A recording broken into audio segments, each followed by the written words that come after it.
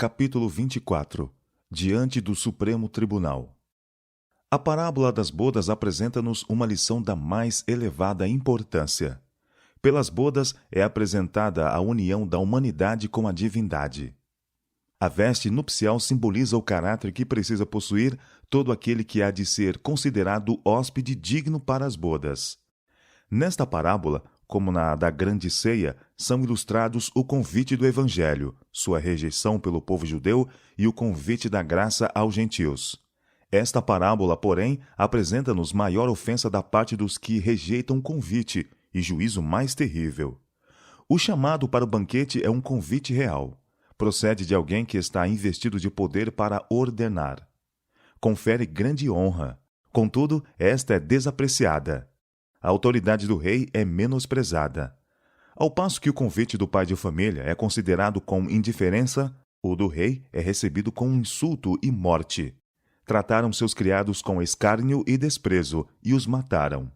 O pai de família, vendo repelido seu convite, declarou que nenhum dos convidados provaria a ceia. Contra os que ofenderam o rei, foi decretada mais que a exclusão de sua presença e de sua mesa.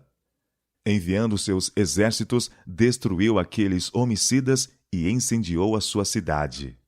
Em ambas as parábolas, o banquete é provido de convidados, mas o segundo mostra que uma preparação precisa ser feita por todos os que a ele assistem.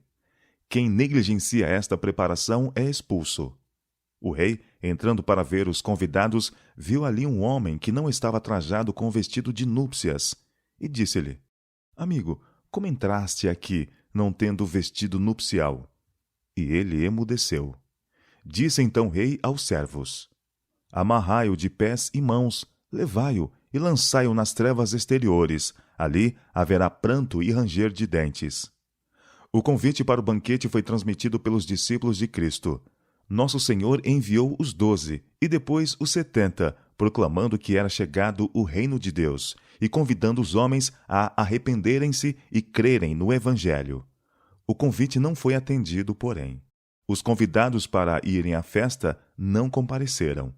Mais tarde, os servos foram enviados com a mensagem: Eis que tenho o meu jantar preparado, os meus bois e cevados já mortos, e tudo já pronto. Vinde às bodas. Esta foi a mensagem levada à nação judaica depois da crucifixão de Cristo. Mas a nação que se arrogava de ser o povo peculiar de Deus rejeitou o evangelho a eles levado no poder do Espírito Santo. Muitos fizeram isso da maneira mais insolente. Outros ficaram tão exasperados com o oferecimento da salvação e perdão por terem rejeitado o Senhor da Glória que se voltaram contra os mensageiros. Houve uma grande perseguição. Atos capítulo 8, verso 1. Muitos homens e mulheres foram lançados na prisão, e alguns dos portadores da mensagem do Senhor, como Estevão e Tiago, foram mortos. Assim o povo judeu selou sua rejeição da misericórdia de Deus. O resultado foi predito por Cristo na parábola. O rei enviou os seus exércitos, destruiu aqueles homicidas e incendiou a sua cidade. O juízo pronunciado atingiu os judeus na destruição de Jerusalém e na dispersão do povo. O terceiro convite para o banquete representa a pregação do Evangelho aos gentios. O rei disse: As bodas, na verdade, estão preparadas, mas os convidados não eram dignos. E depois as saídas dos caminhos, e convidai para as bodas a todos os que encontrardes. Os servos do rei que foram pelos caminhos ajuntaram todos quantos encontraram, tanto maus como bons. Era um grupo misto. Alguns deles não tinham maior respeito ao doador da ceia do que os que haviam rejeitado o convite. A classe primeiramente convidada não podia, como pensava, sacrificar os privilégios mundanos para comparecer ao banquete do rei. E entre os que aceitaram o convite, havia muitos que pensavam somente em se beneficiar. Foram para partilhar das provisões do banquete, mas não tinham desejo de honrar ao rei. Quando o rei entrou para ver os convidados, foi revelado o verdadeiro caráter de todos. A cada um foi provido um vestido de bodas. Essa veste era uma dádiva do rei. Usando-a, os convivas demonstravam respeito ao doador da festa. Um homem, porém, estava com seus trajes comuns. Recusara fazer a preparação exigida pelo rei. A veste provida para eles com grande custo, desdenhou usar. Deste modo, insultou seu senhor. À pergunta do rei, como entraste aqui, não tendo veste nupcial? Nada pôde responder. Condenou-se a si mesmo. Então o rei disse, amarrai-o de pés e mãos, levai-o e lançai-o nas trevas exteriores. O exame dos convidados pelo rei representa uma cena de julgamento. Os convivas à ceia do Evangelho são os que professam servir a Deus, cujos nomes estão escritos no livro da vida. Nem todos, porém, que professam ser cristãos são discípulos verdadeiros. Antes que seja dada a recompensa final, precisa ser decidido quem está apto para participar da herança dos justos. Essa decisão deve ser feita antes da segunda vinda de Cristo, nas nuvens do céu. Porque quando ele vier, o galardão estará com ele, para dar a cada um segundo a sua obra. Apocalipse capítulo 22, verso 1. Antes de sua vinda, o caráter da obra de cada um terá sido determinado, e a cada seguidor de Cristo o galardão será concedido segundo seus atos. Enquanto os homens ainda estão sobre a terra, é que a obra do juízo investigativo se efetua nas cortes celestes. A vida de todos os seus professos seguidores é passada em revista perante Deus. Todos são examinados de conformidade com os relatórios nos livros do céu, e o destino de cada um é fixado para sempre de acordo com seus atos. Pela veste nupcial da parábola é representado o caráter puro e imaculado que os verdadeiros seguidores de Cristo possuirão. Foi dado à igreja que se vestisse de linho fino, puro e resplandecente, sem mácula, nem ruga, nem coisa semelhante. Apocalipse capítulo 19, verso 8. O linho fino, diz a Escritura, é a justiça dos santos. Efésios capítulo 5, verso 27. A justiça de Cristo, seu próprio caráter imaculado, é, pela fé, comunicada a todos os que o aceitam como Salvador pessoal. A veste branca de inocência foi usada por nossos primeiros pais quando foram postos por Deus no Santo Éden. Viviam eles em perfeita conformidade com a vontade de Deus. Todas as suas afeições eram devotadas ao Pai Celeste. Luz bela e suave, a luz de Deus, envolvia o santo par. Esse vestido de luz era um símbolo de suas vestes espirituais de celeste inocência. Se permanecessem leais a Deus, continuaria sempre a envolvê-los. Ao entrar o pecado, porém, cortaram sua ligação com Deus e desapareceu a luz que os areolava. Nus e envergonhados, procuraram suprir os vestidos celestiais, cozendo folhas de figueira para uma cobertura. Isto fizeram os transgressores da lei de Deus desde o dia em que Adão e Eva desobedeceram. Cozeram folhas de figueira para cobrir a nudez causada pela transgressão. Cobriram-se com vestidos de sua própria feitura, por suas próprias obras procuraram encobrir os pecados e tornar-se aceitáveis a Deus. Isto jamais pode ser feito, porém. O homem nada pode idear para suprir as perdidas vestes de inocência. Nenhuma vestimenta de folhas de figueira, nenhum traje mundano pode ser usado por quem se assentar com Cristo e os anjos na ceia das bodas do Cordeiro. Somente as vestes que Cristo proveu podem habilitar-nos a aparecer na presença de Deus.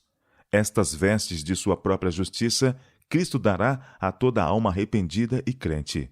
Aconselho-te, diz ele, que de mim compres vestidos brancos, para que te vistas e não apareça a vergonha da tua nudez. Apocalipse capítulo 3, verso 18.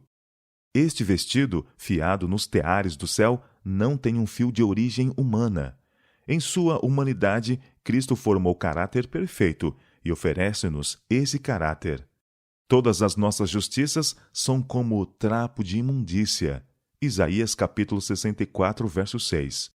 Tudo o que podemos fazer de nós mesmos está contaminado pelo pecado. Mas o Filho de Deus se manifestou para tirar os nossos pecados, e nele não há pecado. O pecado é definido como o quebrantamento da lei. 1 João capítulo 3, versos 5 e 4. Mas Cristo foi obediente a todos os reclamos da lei. De si mesmo disse: Deleito-me em fazer a tua vontade, ó Deus meu. Sim, a tua lei está dentro do meu coração. Salmo 40, verso 8. Quando esteve na terra, disse aos discípulos: Tenho guardado os mandamentos de meu Pai. João capítulo 15, verso 10. Por sua obediência perfeita, tornou possível a todo homem obedecer aos mandamentos de Deus. Ao nos sujeitarmos a Cristo, nosso coração se une ao seu, nossa vontade emerge em sua vontade, nosso espírito torna-se um com seu espírito, nossos pensamentos serão levados cativos a ele. Vivemos sua vida. Isso é o que significa estar trajado com as vestes de sua justiça. Quando então o Senhor nos contemplar, verá não vestido de folhas de figueira, não a nudez e deformidade do pecado, mas suas próprias vestes de justiça, que são a obediência perfeita à lei de Jeová. Os convidados às bodas foram inspecionados pelo rei. Só foram aceitos os que obedeceram aos seus requisitos e usaram o vestido nupcial. Assim ocorre com os convidados para a ceia do Evangelho. Todos são examinados pelo grande rei, e só serão recebidos os que trajarem as vestes da justiça de Cristo. Justiça é fazer o bem, e é pelos atos que todos serão julgados. Nosso caráter é revelado pelo que fazemos. As obras mostram se a fé é genuína. Não é bastante crermos que Jesus não é um impostor, e a religião da Bíblia não é uma fábula artificialmente composta. Podemos crer que o nome de Jesus é o único debaixo dos céus pelo qual devemos ser salvos, e contudo podemos não torná-lo pela fé nosso Salvador pessoal. Não é bastante crer na teoria da verdade. Não é bastante fazer profissão de fé em Cristo e ter nosso nome registrado ao rol da igreja. Aquele que guarda os seus mandamentos, nele está, e ele nele. E nisto conhecemos que ele está em nós, pelo Espírito que nos tem dado. E nisto sabemos que o conhecemos, se guardamos os seus mandamentos. 1 João capítulo 3, verso 24 e capítulo 2, verso 3. Esta é a evidência genuína da conversão. Qualquer que seja a nossa profissão, nada valerá se Cristo não for revelado em obras de justiça. A verdade deve estar plantada no coração, deve dirigir o espírito e regular as afeições. Todo caráter deve ser estampado com a expressão divina. Cada jota e cada til da palavra de Deus deve ser introduzido na vida diária. Aquele que se torna participante da natureza divina estará em harmonia com o grande padrão de justiça de Deus, sua santa lei. Esta é a norma pela qual Deus mede as ações do homem, e esta será também a pedra de toque do caráter no juízo. Muitos há que dizem que na morte de Cristo a lei foi revogada, mas nisto contradizem as próprias palavras de Cristo. Não cuideis que vim destruir a lei ou os profetas. Até que o céu e a terra passem, nenhum jota ou um tio se omitirá da lei. Mateus capítulo 5, versos 17 e 18. Foi para expiar a transgressão da lei pelo homem que Cristo depôs sua vida. Pudesse a lei ser mudada ou posta de lado, Cristo não precisaria ter morrido. Por sua vida na terra, honrou a lei de Deus. Por sua morte, estabeleceu-a. Deus deu sua vida como sacrifício, não para destruir a lei de Deus, não para criar uma norma inferior, mas para que a justiça fosse mantida, para que fosse vista a imutabilidade da lei e permanecesse para sempre. Satanás declara que era impossível ao homem obedecer aos mandamentos de Deus. E é verdade que por nossa própria força não lhes podemos obedecer. Cristo, porém, veio na força humana e, por sua perfeita obediência, provou que a humanidade e a divindade combinados podem obedecer a todos os preceitos de Deus. Mas, a todos quantos o receberam, deu-lhes o poder de serem feitos filhos de Deus, aos que creem no seu nome. João capítulo 1, verso 12. Este poder não está no instrumento humano, é o poder de Deus. Quando uma alma recebe a Cristo, recebe também o poder de viver a vida de Cristo. Deus requer de seus filhos perfeição. Sua lei é uma transcrição de seu próprio caráter, e é o padrão de todo o caráter. Esta norma infinita é apresentada a todos para que não haja má compreensão no tocante à espécie de homens que Deus quer ter para compor o seu reino. A vida de Cristo na terra foi uma expressão perfeita da lei de Deus, e quando os que professam ser seus filhos receberem caráter semelhante ao de Cristo, obedecerão aos mandamentos de Deus. Então o Senhor pode contá-los com toda a confiança entre os que formarão a família do céu. Trajados com as vestes gloriosas da justiça de Cristo, participarão da ceia do Rei. tem o direito de associar-se com a multidão lavada no sangue. O homem que foi à ceia sem a veste de bodas representa a condição de muitos hoje em dia. Professam ser cristãos e reclamam as bênçãos e privilégios do Evangelho. Contudo, não sentem a necessidade de transformação de caráter. Nunca sentiram verdadeiro arrependimento dos pecados. Não reconhecem a necessidade de Cristo, nem exercem fé nele. Não venceram suas inclinações para a injustiça, herdadas e cultivadas. Contudo, pensam ser bastante bons em si mesmos e confiam em seus próprios méritos em vez de nos de Cristo. Como ouvintes da palavra, vão ao banquete, mas não tomaram a veste da justiça de Cristo. Muitos que se chamam cristãos são meros moralistas humanos. Recusaram a dádiva que somente podia habilitá-los para honrar a Cristo com representá-lo ao mundo. A obra do Espírito Santo lhes é estranha. Não são obradores da palavra. Os princípios celestes que distinguem os que são um com Cristo dos que se unem ao mundo tornam-se quase indistintos. Os professos seguidores de Cristo não são mais um povo separado e peculiar. A linha de demarcação é imperceptível. O povo está se subordinando ao mundo, às suas práticas, costumes e egoísmos. A igreja passou para o mundo, transgredindo a lei, quando o mundo devia passar para a igreja na obediência da mesma. Diariamente a igreja se está convertendo ao mundo. Todos estes esperam ser salvos pela morte de Cristo, ao passo que recusam viver sua vida de abnegação. Exaltam as riquezas da livre graça e procuram cobrir-se com a aparência de justiça, esperando assim ocultar os defeitos de caráter, mas seus esforços serão vãos no dia de Deus. A justiça de Cristo não encobrirá pecado algum acariciado. O homem pode ser intimamente transgressor da lei. Todavia, se não comete um ato visível de transgressão, pode ser considerado, pelo mundo, possuidor de grande integridade. A lei de Deus, porém, lê os segredos do coração. Todo ato é julgado pelos motivos que o sugeriram.